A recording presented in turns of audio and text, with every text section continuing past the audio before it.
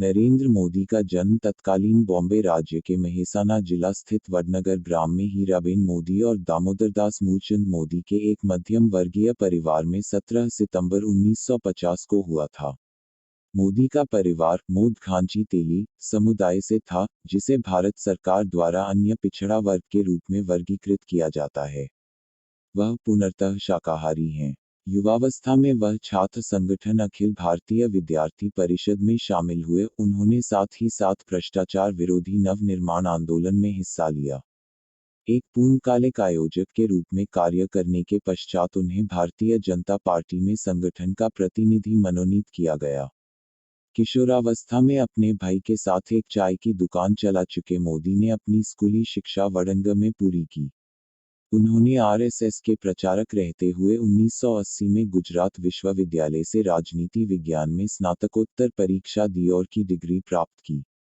अपने माता पिता की कुल 6 संतानों में तीसरे पुत्र नरेंद्र ने बचपन में रेलवे स्टेशन पर चाय बेचने में अपने पिता का भी हाथ बंटाया। वडनगर के ही एक स्कूल मास्टर के अनुसार नरेंद्र हालांकि एक औसत दर्जे का छात्र था, लेकिन वाद विवाद और नाटक प्रतियोगिताओं में उसकी बेहद रुचि थी। इसके अलावा उसकी रुचि राजनीतिक विषयों पर नई नई परियोजनाएं प्रारंभ करने की भी थी। 13 वर्ष की आयु में नरेंद्र की सगाई जसोदाबेन चमनलाल के साथ कर दी गई और जब उनका विवाह हुआ तब वह मात्र 17 वर्ष के थे।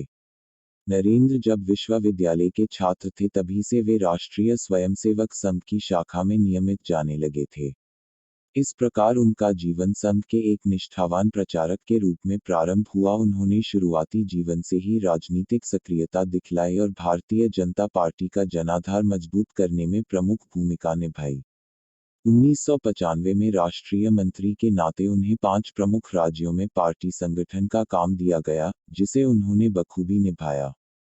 1998 में उन्हें पदोन्नत करके राष्ट्रीय महामंत्री संगठन का उत्तरदायित्व दिया गया। इस पद पर वह अक्टूबर 2001 तक काम करते रहे। भारतीय जनता पार्टी ने अक्टूबर 2001 में केशुभाई पटेल को हटाकर गुजरात के मुख्यमंत्री पद की कमान नरेंद्र मोदी को सौंप दी। नरेंद्र मोदी ने मुख्यमंत्री का अपना पहला कार्यकाल 7 अक्टूबर 2001 से शुरू किया। इसके बाद मोदी ने राजकोट विधानसभा चुनाव लड़ा, जिसमें कांग्रेस पार्टी के अश्विन मेहता को 14,728 मतों से हराया। वे एक लोकप्रिय वक्ता हैं, जिन्हें सुनने के लिए बहुत भारी संख्या में श्रोता आज भी पहुंचते हैं। मोदी के नेतृत्व में 2012 में हुए गुजरात विधानसभा चुनाव में भारतीय जनता पार्टी ने स्पष्ट बहुमत प्राप्त किया। भाजपा को इस बार 115 सीटें मिली। मुख्यमंत्री के रूप में नरेंद्र मोदी ने गुजरात के विकास के लिए जो महत्वपूर्ण योजनाएं प्रारंभ की वह उन्हें क्रियान्वित कराया। उनका संक्षिप्त विवरण इस प्रकार है। पंचामृत योजना, राज्य के एकीकृत विकास की पंचायामी योजना। राज्य में जल स्रोतों का उचित व समेकित उपयोग, जिससे जल की बर्बादी को रोका जा सके। कृषि महोत्सव, उपजाऊ भूमि के लिए शोध प्रयोगशालाएं। चिरंजीवी योजना, नवजात शिशु की मृत्यु दर में कमी लाने हेतु। मातृ वंदना, जच्चा बच्चा के स्वास्थ्य की रक्षा हेतु। बेटी बचाओ, भ्रूण हत्या व लिंगानुपात पर अंकुश हेतु। ज्योतिग्राम योजना, प्रत्येक गांव में बिजली पहुंचाने हेतु। कर्मयोगी अभियान, सरकारी कर्मचारियों में अपने कर्तव्य के प्रति निष्ठा जगाने हेतु। कन्या कलावाणी योजना, महिला साक्षरता व शिक्षा के प्रति जागरूकता। बालभोग योजना, निर्धन छात्रों को विद्यालय में दोपहर का भोजन। मोदी का वनबंधु विकास कार्यक्रम।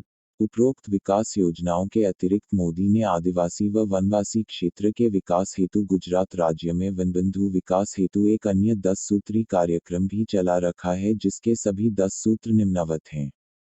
1. 5 लाख परिवारों को रोजगार। 2. उच्चतर शिक्षा की गुणवत्ता। 3. आर्थिक विकास। 4. स्वास्थ्य। 5. आवास। 6. साफ स्वच्छ पेयजल। 7. सिंचाई। 8. समग्र विद्युतीकरण। 9. प्रत्येक मौसम में सड़क मार्ग की उपलब्धता और 10. शहरी विकास।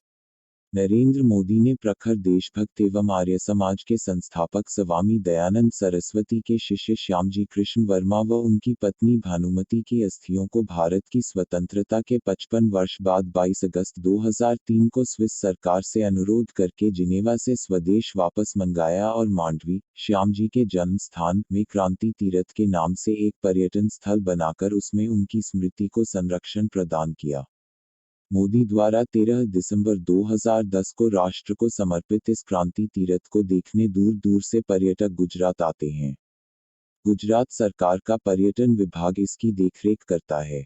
भाजपा कार्यसमिति द्वारा नरेंद्र मोदी को 2014 के लोकसभा चुनाव अभियान की कमान सौंपी गई थी।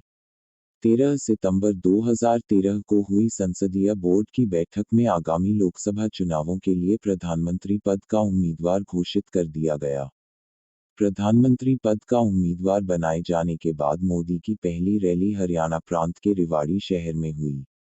एक सांसद प्रत्याशी के रूप में उन्होंने देश की 2 लोकसभा सीटों वाराणसी तथा वडोदरा से चुनाव लड़ा और दोनों निर्वाचन क्षेत्रों से भारी मतों से विजयी हुए। पार्टी की ओर से पीएम प्रत्याशी घोषित किए जाने के बाद नरेंद्र मोदी ने पूरे भारत का भ्रमण किया। इस दौरान 3 लाख किलोमीटर की यात्रा कर पूरे देश में 437 बड़ी चुनावी रैलियां, 3D सभाएं व चाय पर चर्चा आदि को मिलाकर कुल 5,827 कार्यक्रम किए। चुनाव अभियान की शुरुआत उन्होंने 26 मार्च 2014 को मां वैष्णो देवी के आशीर्वाद के साथ जम्मू से की और समापन मंगल पांडे की जन्मभूमि बलिया में किया। स्वतंत्रता प्राप्ति के पश्चात भारत की जनता ने एक अद्भुत चुनाव प्रचार देखा। यही नहीं, नरेंद्र मोदी के नेतृत्व में भारतीय जनता पार्टी ने 2014 के चुनावों में अभूतपूर्व सफलता भी प्राप्त की। चुनाव में जहां राष्ट्रीय जनतांत्रिक गठबंधन 336 सीटें जीतकर सबसे बड़े संसदीय दल के रूप में उभरा, वहीं अकेले भारतीय जनता पार्टी ने 282 सीटों पर विजय प्राप्त की। कांग्रेस केवल 44 सीटों पर सिमट कर रह गई और उसके गठबंधन को केवल 59 सीटों से ही संतोष करना पड़ा। नरेंद्र मोदी स्वतंत्र भारत में जन्म लेने वाले ऐसे व्यक्ति हैं जो सन 2001 से 2014 तक लगभग 13 साल गुजरात के 14वें मुख्यमंत्री रहे और भारत के 14वें प्रधानमंत्री बने। राष्ट्रपति ने नरेंद्र मोदी को भारत का 15वां प्रधानमंत्री नियुक्त करते हुए इस आशय का विधिवत पत्र सौंपा। नरेंद्र मोदी ने सोमवार 26 मई 2014 को प्रधानमंत्री पद की शपथ ली। नरेंद्र मोदी का 26 मई 2014 से भारत के 15वें प्रधानमंत्री का कार्यकाल राष्ट्रपति भवन के प्रांगण में आयोजित शपथ ग्रहण के पश्चात प्रारंभ हुआ। मोदी के साथ 45 अन्य मंत्रियों ने भी समारोह में पद और गोपनीयता की शपथ ली। प्रधानमंत्री नरेंद्र मोदी सहित कुल 46 में से 36 मंत्रियों ने हिंदी में जबकि 10 ने अंग्रेजी में शपथ ग्रहण की। समारोह में विभिन्न राज्यों और राजनीतिक पार्टियों के प्रमुखों सहित 7 देशों के राष्ट्राध्यक्षों को आमंत्रित किया गया। भारत के प्रधानमंत्री बनने के बाद 2 अक्टूबर 2014 को नरेंद्र मोदी ने देश में साफ सफाई को बढ़ावा देने के लिए स्वच्छ भारत अभियान का शुभारंभ किया। सरकार ने जागरूकता अभियान के तहत लोगों को सफाई के लिए प्रेरित करने की दिशा में कदम उठाए। देश को खुले में शौच मुक्त करने के लिए भी अभियान के तहत प्रचार किया। साथ ही देश भर में शौचालयों का निर्माण भी कराया गया। सरकार ने देश में साफ सफाई के खर्च को बढ़ाने के लिए स्वच्छ भारत चुंगी सेस की भी शुरुआत की। स्वच्छ भारत मिशन का प्रतीक गांधी जी का चश्मा रखा गया और साथ में एक कदम स्वच्छता की ओर टैग लाइन भी रखी गई।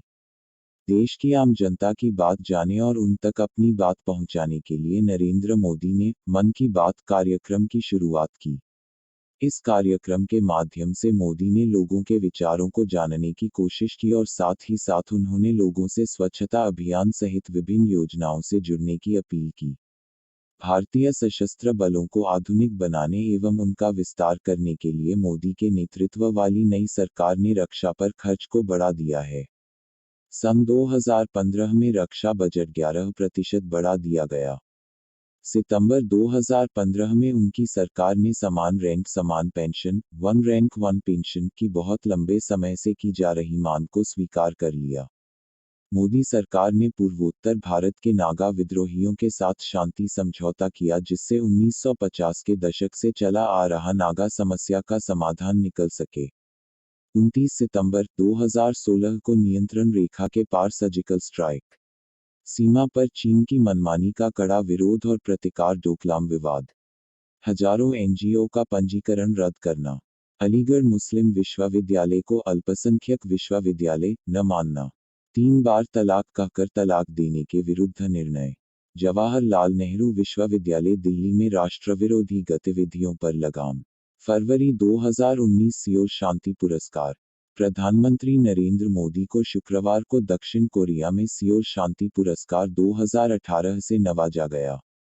वह इस पुरस्कार को पाने वाले पहले भारतीय और 14वें व्यक्ति हैं। अप्रैल 2016 में नरेंद्र मोदी सऊदी अरब के उच्चतम नागरिक सम्मान अब्दुलजीज अल सऊद के आदेश दी ऑर्डर ऑफ अब्दुलजीज अल साद से सम्मानित किए गए हैं। जून 2016 में अफगानिस्तान के राष्ट्रपति अशरफ गनी ने भारतीय प्रधानमंत्री नरेंद्र मोदी को अफगानिस्तान के सर्वोच्च नागरिक पुरस्कार अमीर अमानुल्लाह खान अवार्ड से सम्मानित किया। सितंबर 2018 champions of the earth award. प्रधानमंत्री नरेंद्र मोदी को यह सम्मान अंतर्राष्ट्रीय सौर गठबंधन और एक ही बार इस्तेमाल किए जाने वाले प्लास्टिक से देश को मुक्त कराने के संकल्प के लिए दिया गया। 4 अप्रैल 2019 संयुक्त अरब अमीरात ने अपने देश का ऑर्डर ऑफ जयेद नामक सर्वोच्च नागरिक पुरस्कार प्रदान किया। 12 अप्रैल 2019 रूस ने अपने सर्वोच्च नागरिक सम्मान सेंट एंड्रू ऑर्डर से सम्मानित किया। 4 अप्रैल 2019 संयुक्त अरब अमीरात ने अपने देश का ऑर्डर ऑफ जयेद नामक सर्वोच्च नागरिक पुरस्कार प्रदान किया। 12 अप्रैल 2019 रूस ने अपने सर्वोच्च नागरिक सम्मान सेंट एंड्रू ऑर्डर से सम्मानित किया।